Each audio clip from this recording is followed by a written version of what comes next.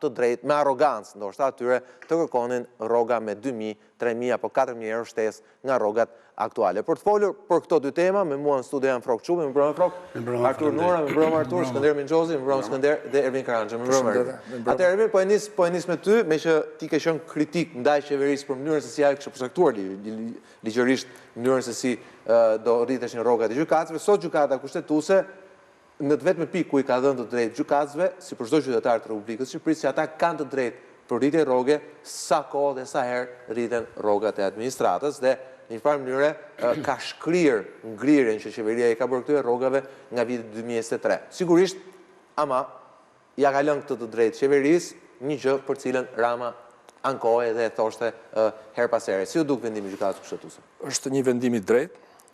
Domethënë, nuk është se mund të themi që i dha drejtë edhe njërit e tjetrit, por e vërteta është që pagat në Shqipëri përcaktohen nga ekzekutivi. Nuk mund t'i përcaktojë vetë gjyqësori.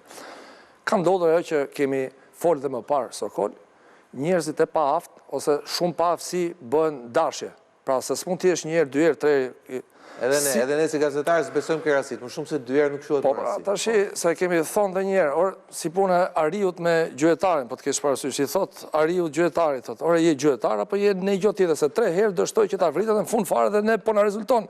Po ndodhin gjëra njëra mas tjetrës, dhe këto po i thonë. E di variante plot për. Po pra na je Ari apo je gjyhetar? Na rezulton.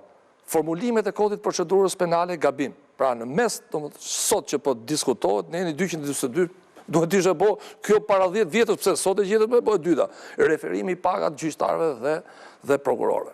Bëhe një referimin në fillim, si që janë regula për të gjithë tjera, nuk e pse qonë në këtë konflikt kushtetues. Pra janë disa konflikte kushtetuese të cilët janë me pasoja politike për qeveri, sepse dhe retorika, sot nga Bashkimi Evropian, po të kemi parasysh, jo të shofim, pse të diskutohet ky problem, kus është problem? Ne, Saman, këto e-mailet që ajo Telenorba se ka hall tjetër, hall lekësh. Problemi është i qartë. Përgjigja pyetjeve Telenorbës shqiptare aktuale ishte shumë e qartë. Ne ndjekim procesin e drejtësisë, drejtësia të bëjë vetëm. Po s'kan pse ndodhin fare këto më, se ti kur e ke ligjin e saktë neve. Nuk ndodhin për arsye që. Prapa është punë e gjyhetarit kjo. Prandaj është punë e gjyhetarit që ka shkuar me vra Ariun dhe nuk e vret dot.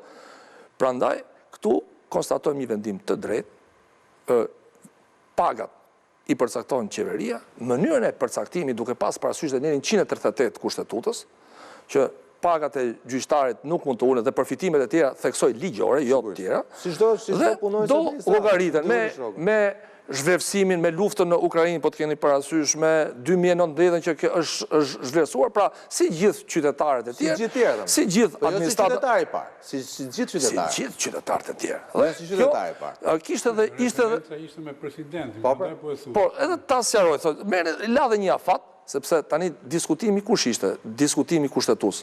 A mund të gjykata kushtetuese që të shfutëzonte këtë ligj dhe të lete në fuqi atë tjetër? Jo. Pra i la një afat qeverisë që brenda kësaj kohe. I bërë një nder të mes, me thënë vërtetë. Do të thënë nder, nuk i merrte dot kompetencën. Sepse o zotëri do ta bësh ti, kjo është kompetenca jote. Por që thoshte qeveria, ta më leta përcaktoj unë. Po pra, tash ti përcaktohet siç është për të përcaktuar, por në këtë herë s'duhet të shojmë ma atë gjyhetarin që shkoj me Arion. Duhet të shojmë kompetentët, me ligjet në Shqipëri duhet merret kompetencë se jemi pasoja shumë të rëndë për popullin shqiptar. Qoftë për caktimin e masave të sigurimit personal, sot Shqipëria është mbush plot burgjet. Amnistia më përpara bëj kosto ekonomike ato burgjet e mbushura. Ekonomike. Kosto njerëzore se e tha vetë Rama. Mbushën burgjet. Rama në herë kryetari i opozitës. E tha dhe Rama.